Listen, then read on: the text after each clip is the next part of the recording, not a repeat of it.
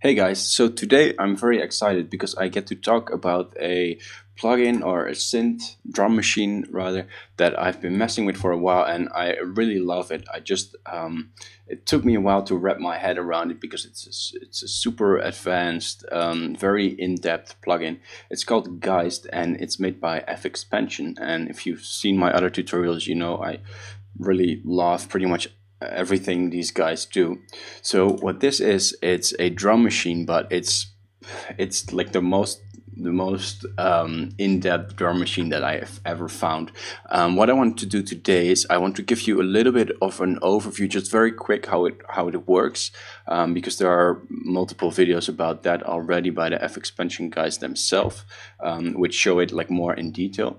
And then I want to show you a little bit of a song that I made in Guys, which is pretty much a full song, and then eventually we'll go into some of the techniques that I used to make that song. So as a very short overview, what this is, we have a drum machine with 8 engines here, which you can see at the top. And in those engines, you have 64 pads per engine. And then in one of these pads, you have 8 layers, which you can see here.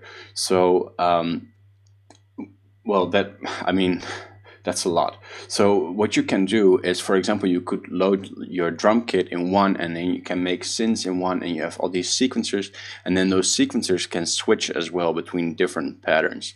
So there's a lot of good stuff in there. So what I did is I made a song, and I just want to play you something of that. It's maybe 1 or 2 minutes.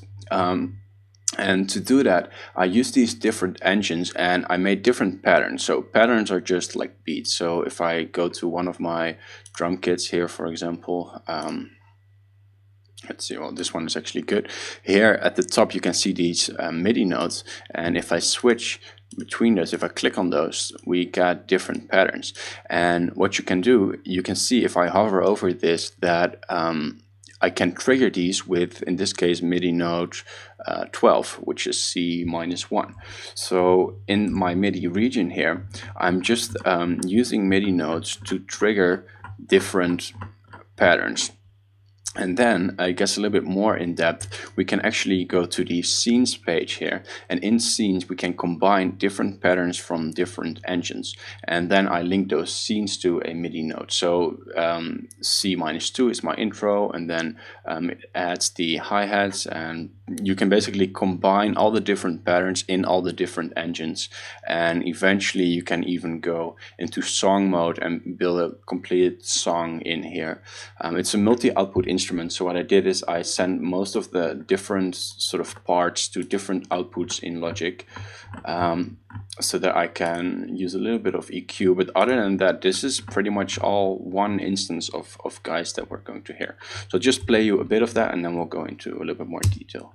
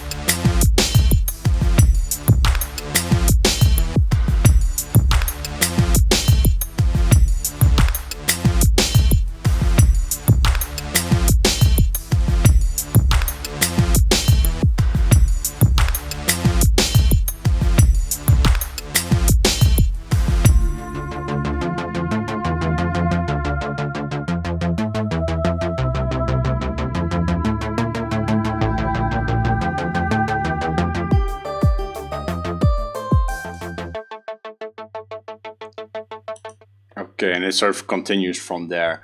But that, like all the melodic parts, all the drums, all the reverbs and effects, it's all in Geist, because each of these engines has its own like effect chain as well, per layer, per pad, and you have a global mixer for each of the engines separately. It's incredibly in depth. So I want to show you a few things that I did to sort of make this track, and to do so I'm going to use a second instance of Geist, which I have right here, and I already programmed a beat in there, which is in engine 3, the Your kit, and in that beat, if we look here on the left, we can see the pads which have the samples assigned to them, and we can trigger those, which right now, there we go. So there I have multiple kick drums in here. Basically I have 16 kick drums, then I have 16 snares, I have a bunch of glitch, that kind of stuff, and I think a bunch more glitch. And all of these show, if I click on all here, we get to see all of those in my sequencer right here. So we can sequence up to 64 sounds in one engine, and then actually each of these pads, like I mentioned before, has 8 different layers. So you can set up things like velocity layers, or you can also set it up creatively. And then these sort of tuning and the filter and some other parameters here are all for each of the layers separately. So that gives you a huge amount of control. So this drum beat I sequenced already, and I didn't do a lot of modulation here. Basically, if I click on one of these samples, we can see that the lane below here changes to show the automation lane of that pad, I should say, and then you can choose between different parameters which you want to modulate. So for example, I could set the velocity for this kick drum different for each one of these steps, which will update the color.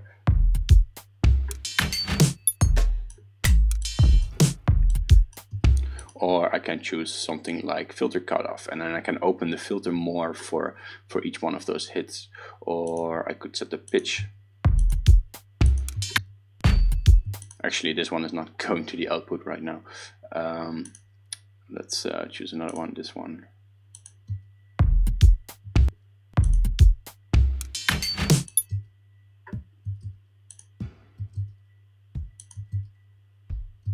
It's quite a soft sample, but you get the idea. So what I want to do today is I want to show you one feature that I thought was really cool, which are triggers, which you can use to trigger envelopes and stuff like that. So what I'm going to do is I have this beat playing in the background, so that's engine 3. These other ones are filled, but they're not playing back right now. So I'm only using engine 3 in this case. And I'm gonna go to a new engine, which is completely empty, no samples loaded yet. And then I want to load a synth sound in this because I want to show some melodic techniques. So I'll just go to my own directory here, and I'll choose my bass folder, and I have some sustained notes in here.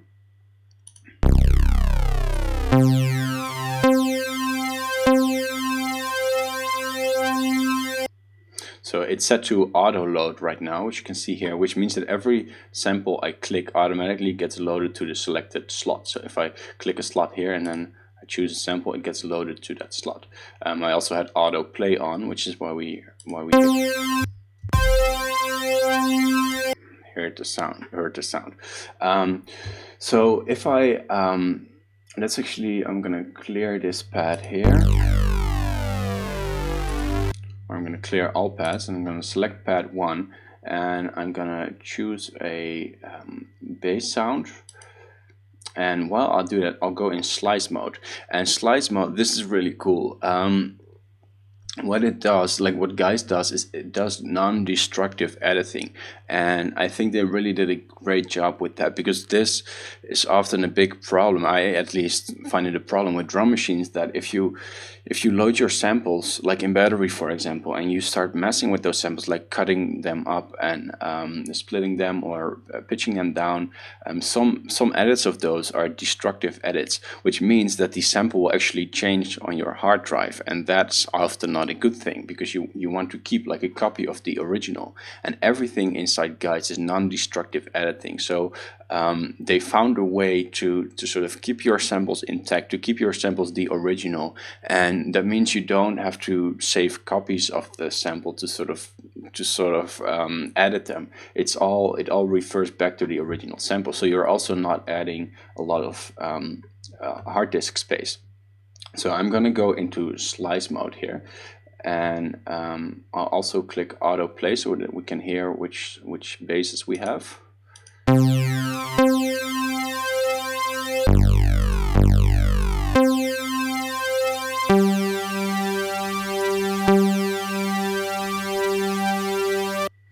Okay, so I chose that one. I'm now into slice mode, and here we can place transients markers. Basically, we can split this file. So I could do something like that or like that, and it would split it into different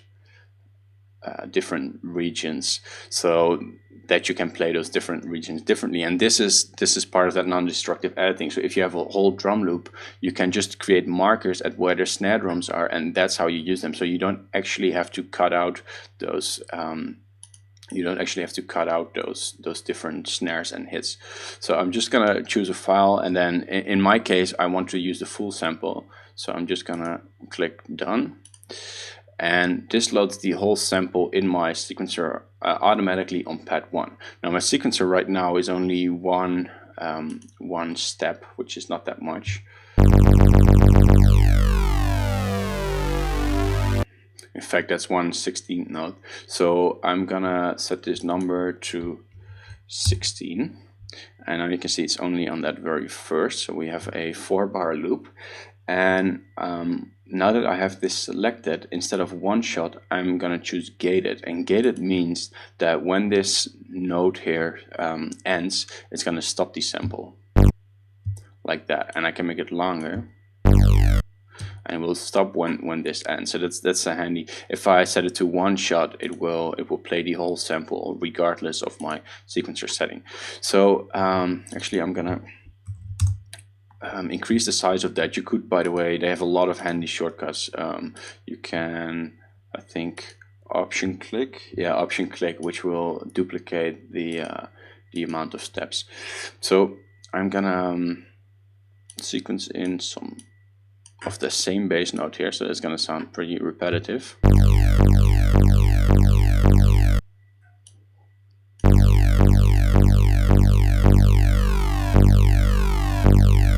And now I'm going to choose my pitch here, coarse pitch, and I can make a melody with this. I can transpose it for each step. So let's start on 0 and then maybe go up a second, and then go down to a fifth, which is 7 semitones up, and then maybe a third, because we like minor, and then this could be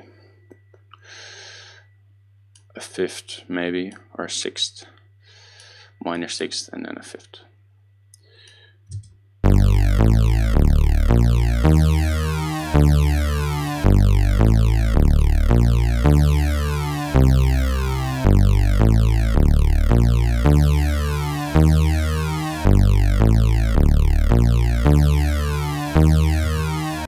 I'm going to increase this one more time. What I could also do is duplicate this whole pattern.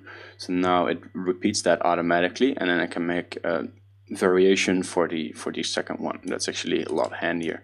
So here I'm going to maybe go to 4, a fourth, I mean, and then I go down to the leading tone.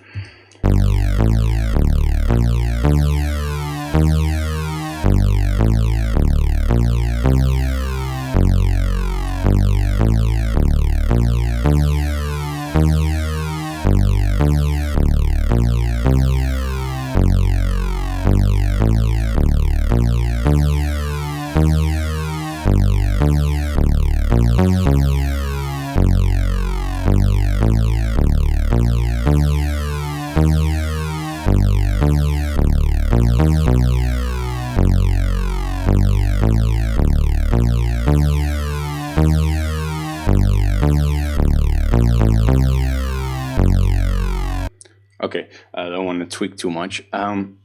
So now one trick that I used in the demo that I just showed is I used a sidechaining filter. So first thing I'm going to do is activate this filter for the whole sample. So that's for this layer. And we have a lot of filters that we can choose from, different colors here, like different models of filters, and then different filter types. So let's choose a 4-pole SFV state variable filter. And then I'm going to go over to my transmod here on the right, which are my modulation sources. And I'm gonna just remove all of those for now. Yes, that's all right. Remove, okay, logic. All right, so we have 16 slots here, and there's a lot we can do with that. So if I click the plus button to add a new modulator, I can choose between these different types. And as is sort of common to FXpansion, they have a lot of cool, unique modulators like bouncing ball, maths, which gives you a lot of math formulas that you can use. Very clever stuff. For now, because it's already getting pretty advanced, I'm just gonna go for a simple attack decay envelope. Now here's the important part. If I, well, actually let's first assign this. So if I select this, you can see at the bottom here now that blue thing is selected. So actually at the bottom here we see a lot of modulators. We see our velocity as well. We have random modulators, and we can see all the empty slots. We have a bunch of macro controls. So the idea is, and this works the same for all of their products, is that you select something and then you get these sort of blue rings around everything that you can modulate or automate rather, and then you can just set the range. So here I can sort of get that small slider, set it up there, and then I set my filter cutoff down there. So that means that the envelope, this is going to be the new range of the envelope. But we need to know when we want to trigger this envelope. And if we want to do that, we can set that up right here with this little sort of trigger symbol. And this is really the cool part.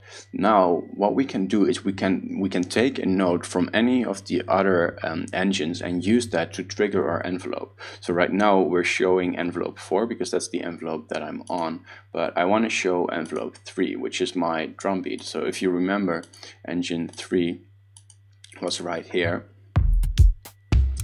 And it was playing that sort of glitchy beat.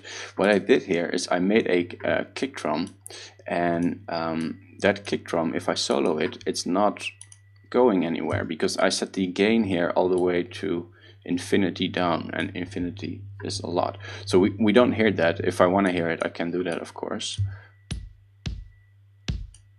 It sounds like that, but that's not important because this is going to be a trigger. So I set the gain all the way down, and we just use this to trigger my envelope. So we're not hearing that one.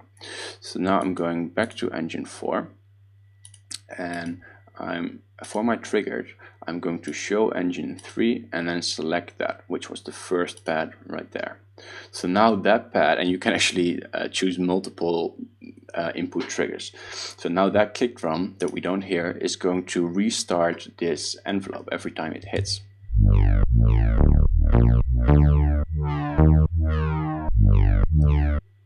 And to show that, I can sequence some more notes.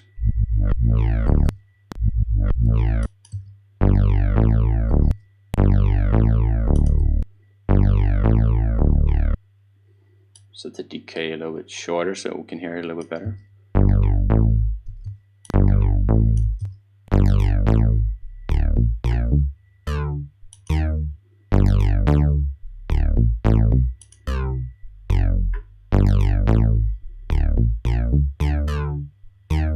So with that, we can make like very nice sidechaining rhythms, which is something I did for the other beat. So first off, let's rename this one. Let's rename it bass. It's a little bit easier to see. And then I'm gonna give the envelope a slow attack rather than a fast attack, so that it gets this sort of reversed kind of feeling. And I'm gonna give it a fast decay.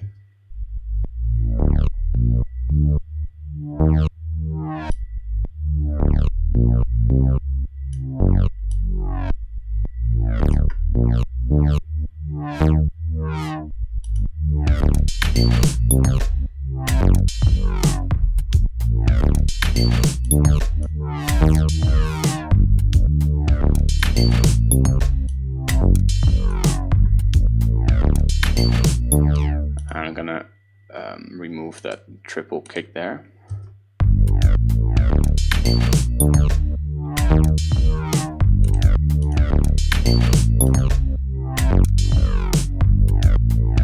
Okay, that's pretty cool already, right? Let's add something to that. I'm gonna reset engine 5, which I used before to do some vocal stuff, and I'm actually let's go for some vocal. I like vocals, and I have some right here in my vocal folder. I'm gonna choose a single note. Make sure the first pad is selected. Autoplay is on, and we're in slice mode.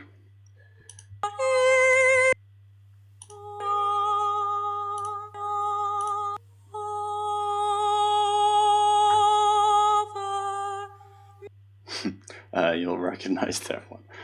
Okay, so let's use that one. Actually, I'm gonna set the start marker a little bit later here. Although we can also do that later on. I'm just gonna click done, and now we can see that sample in our sample area here. Let's solo this, and again I'm gonna set this to gated. There. Okay, we need to zoom out a little bit. So this is actually a good example. So you see here what it does. Rather than cutting the whole sample, it just selects a piece of that sample, and because of that, we're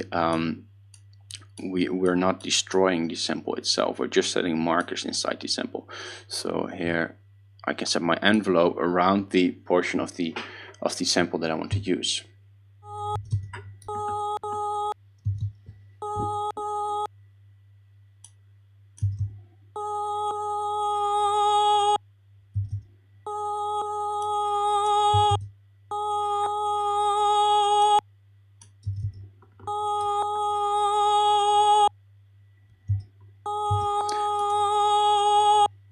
Okay, I think we can use that. And then here I'm going to set the pitch as well. So I set the coarse pitch, so I'll solo my bass as well, so we can hear if we're in tune.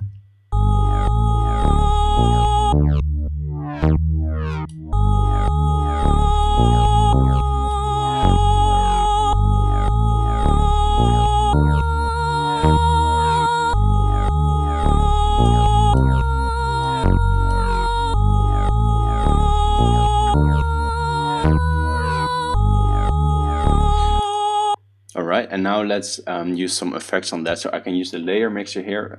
We don't need to do that because we're not using multiple layers. So I'll just use the pad mixer, which is the mixer for this whole first pad. So we have an independent one of those for all the different pads. I'm going to choose a reverb. Let's choose a hall reverb.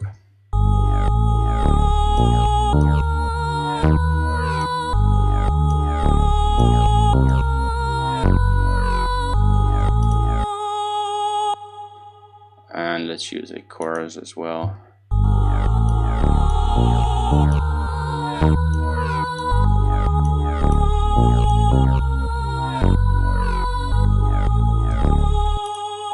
And this time let's use a filter after the effects rather than this source filter. Just use a low pass filter, and we'll select that same envelope of the trans mod. Or actually, let's do another one so we can be a little bit more creative. Let's go for a new slot, use a new envelope, same deal.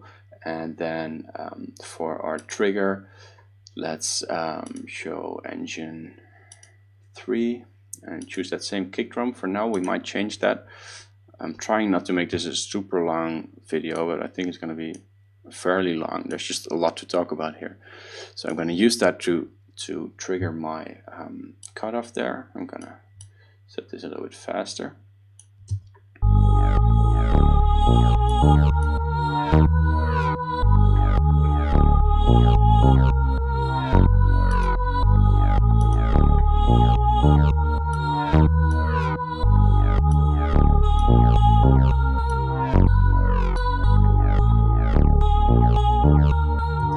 So now what I can do is I actually want to set up a new trigger for this.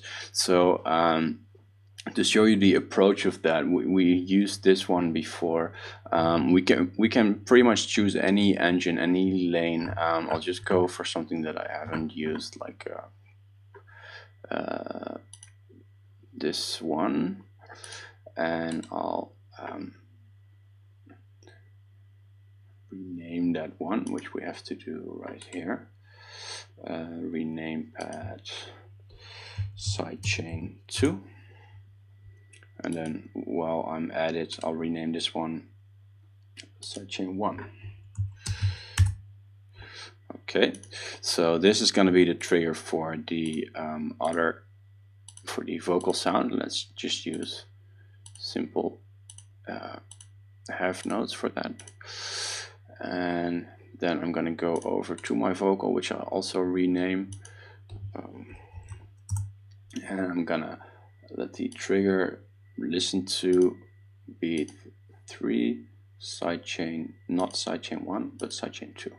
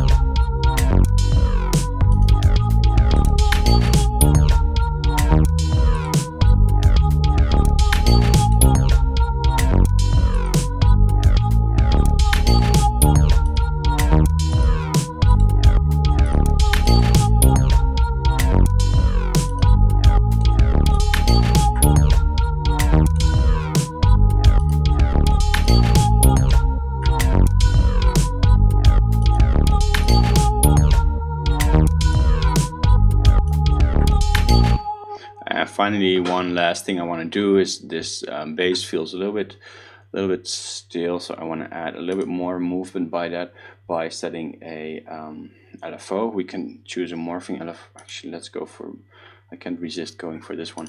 And then we set the trigger of that to engine 3, sidechain 1, and then we're just going to use that to restart this LFO, which is going to run in 16 notes, and the shape is going to be a saw down.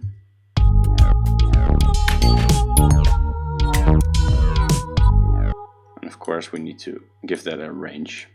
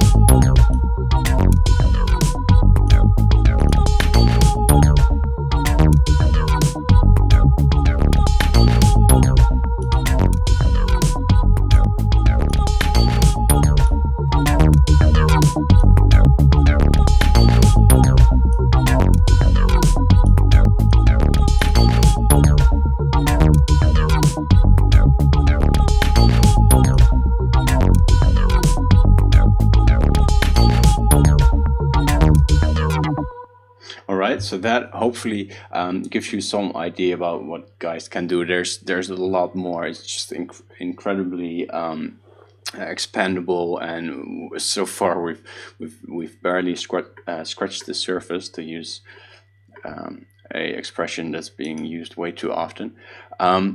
But I hope this gives you like a nice introduction, and feel free to check out this plugin. I think you really like it. Like normally I'm not a big fan of drum machines because I do most of my drums in audio, but this made me reconsider my life choices in that regard.